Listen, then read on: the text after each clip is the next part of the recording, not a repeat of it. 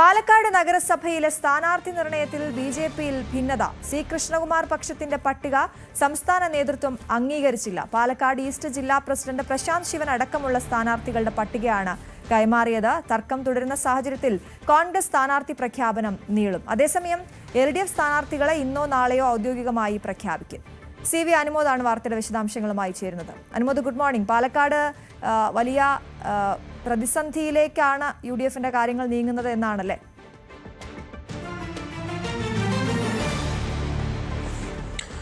അശ്വതി, പാലക്കാട് ഏറ്റവും അധികം ശക്തി തെളിയിച്ച രണ്ട് കക്ഷികൾ, ഒന്ന് BJPയുടെ നേതൃത്വത്തിൽ NDAയും രണ്ട് UDFും തന്നെയാണ്. എന്നാൽ ഈ രണ്ട് മുന്നണികളിലും ആദ്യഘട്ടത്തിൽ തന്നെ പാർട്ടിക്കുള്ളിലെ തർക്കം തലവേദന ഉണ്ടാക്കുന്നു എന്ന് വേണം നമുക്ക് മനസ്സിലാക്കുവാൻ. BJPയിലേക്ക് വരികയാണെങ്കിൽ BJPയുടെ സ്ഥാനാർത്ഥി നിർണയത്തിൽ ഇപ്പോൾ തന്നെ ഭിന്നത ഉണ്ടായിരിക്കുന്നു. നമുക്കറിയാം, അവിടെ C കൃഷ്ണകുമാറിൻ്റെ വിഭാഗത്തിലുള്ള പക്ഷം മറുവശത്തുള്ള പ്രമീള ശശിധരൻ അടക്കമുള്ളവരെ വലിയ തോതിൽ തന്നെ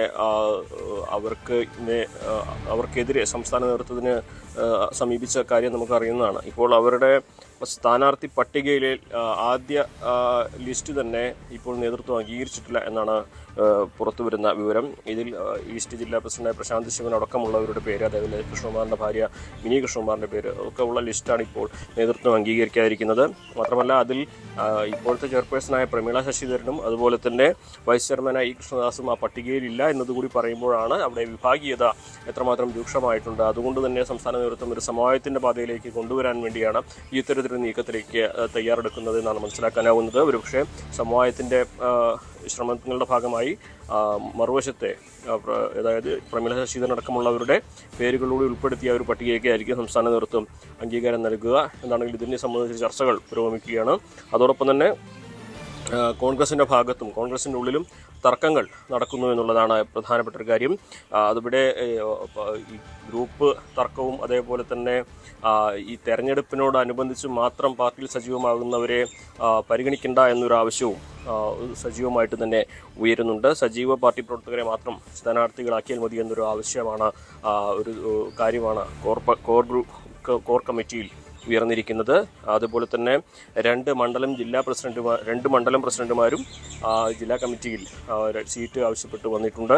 നോർത്ത് മണ്ഡലം പ്രസിഡന്റ് രമേഷ് പുത്തൂർ മാട്ടുമന്തയിലും അതുപോലെ തന്നെ ഈസ്റ്റ് മണ്ഡലം പ്രസിഡന്റ് സേവ്യർ സെബാസ്റ്റ്യൻ സെൽവപാളയത്തും സീറ്റ് ആവശ്യപ്പെട്ട് ജില്ലാ കമ്മിറ്റിയെ സമീപിച്ചിരിക്കുന്നു എന്നാണ് ഏറ്റവും പ്രധാനപ്പെട്ട മറ്റൊരു വിവരം. അതായത് ഗ്രൂപ്പ് പോരും പ്രാദേശിക തർക്കവും കോൺഗ്രസിന് തലവേദനയാകുമ്പോൾ BJPക്ക് ആഭ്യന്തരമായിട്ടുള്ള തർക്കം മുൻപേ അവിടെ ഉള്ളതാണ്. അത് ഈ ഒരു ഘട്ടത്തിൽ വെല്ലുവിളി തീർക്കുന്നു. എന്നാൽ ഈ മറുവശത്ത് ഇടതുപക്ഷമാകട്ടെ അവരുടെ ആദ്യഘട്ട പ്രവർത്തനങ്ങളുമായി മുന്നോട്ട് പോവുകയാണ്. ഔദ്യോഗികമായിട്ടുള്ള സ്ഥാനാർത്ഥി പ്രഖ്യാപനം ഇന്നോ നാളെയോ ഉണ്ടാകുമെന്നാണ് അറിയാനാകുന്നത്. അതാണ് അനുമോദ്, രണ്ട് ഘട്ടങ്ങളിലാണ്, രണ്ടാം ഘട്ടത്തിലാണ് പാലക്കാട് വരുന്നത് എങ്കിൽ പോലും സമയം വളരെ കുറവാണ്. സ്ഥാനാർത്ഥി പ്രഖ്യാപനത്തിനുള്ള തർക്കങ്ങളും ചർച്ചകളും ഒക്കെ നടക്കുന്നതിനിടയിലും ഏത് രീതിയിലാണ് അവിടെ ഈ തെരഞ്ഞെടുപ്പിനുള്ള ഒരുക്കങ്ങൾ, അല്ലെങ്കിൽ ഏതൊക്കെ വിഷയങ്ങളാണ് അവിടെ ചർച്ചയാകുന്നത്? തീർച്ചയായും BJPയെ സംബന്ധിച്ച് അവർ തുടർച്ചയായി 2 തവണ ഭരിച്ച ഒരു നഗരസഭ എന്ന നിലയിൽ വികസന പ്രവർത്തനങ്ങൾ ഒട്ടേറെ കേന്ദ്ര സഹായത്താൽ നടന്നു എന്നൊരു അവകാശവാദമാണ് BJP മുന്നോട്ട് വയ്ക്കുന്നത്. എന്നാൽ കോൺഗ്രസും ഇടതുപക്ഷവും അത്തരത്തിൽ ഒരു വികസനവും നടക്കാത്ത ഒരു നഗരസഭ എന്ന തരത്തിൽ വികസനത്തെ അവർ വിമർശിക്കുന്നു. പക്ഷേ ഇവിടെ ചർച്ചയാവുക രാഷ്ട്രീയം തന്നെയാണ്. നമുക്ക് എടുത്തു പറയുകയാണെങ്കിൽ BJPയിലെ ആഭ്യന്തര തർക്കവും അതുപോലെ രാഹുൽ മാങ്കൂട്ടത്തിലടക്കമുള്ള വിഷയങ്ങളും ഇവിടെ BJPക്കും കോൺഗ്രസിനും ഒരുപോലെ തലവേദന സൃഷ്ടിക്കുന്ന ഒരു സാഹചര്യമുണ്ട്.